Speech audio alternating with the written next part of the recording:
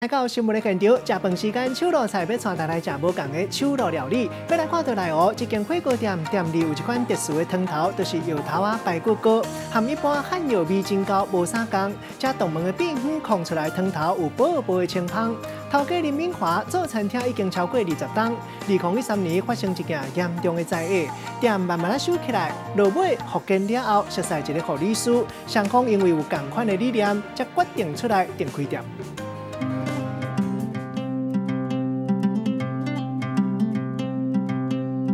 店咧呛呛滚，空气内底拢是即落药头的香气。即间的汤头真特殊，是即落咖啡色的药头啊排骨。这里面有红枣、当归、熟地、桂枝，很多，大概有数十种的中药材。我们这个年代一定吃得喝得出来那个汤。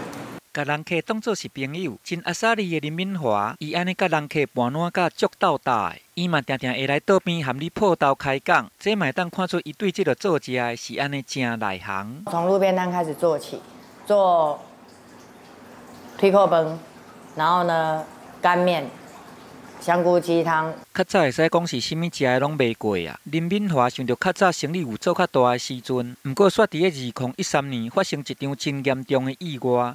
刚好要去开店的过程中，然后就被那个临停的公车吧，好，那突然间超进来，然后我们撞上去之后，我飞出去又被后方的来车又碾过，这样子，然后那只脚就碎炎炎啦。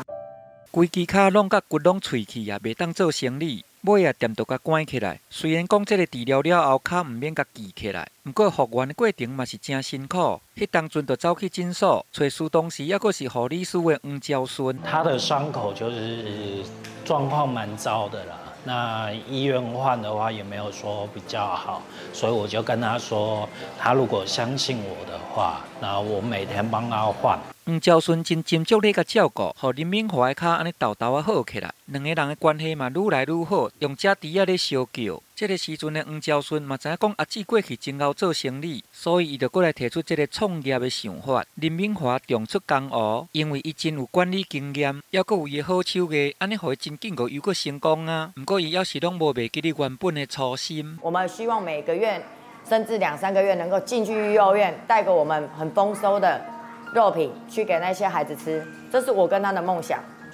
跟理念，所以可能这个月赚的多出来的只有这么一点钱，我还是会跟他讲，弟，阿季下个礼拜要去幼儿园了。他说好，他要支持我。黄昭顺伊投入去餐饮的时间嘛，我要1年的时间咯。不过林敏华其实伊对这个小弟有较大的愿望，希望他发挥他真正的专长，回去再帮助需要帮助的人，然后这边是他 另外一个副业，回来看看我们，然后能够帮助需要他救的人。黄昭顺讲，阿姊做代志真业接，林敏华从较早到今，拢是这种热心的里长伯的个性。伊逐项代志拢替别人咧想，希望用家己淡薄的力量来甲正做大爱。人讲田里甘水过冬，安尼未来就有盼望。记者综合报道。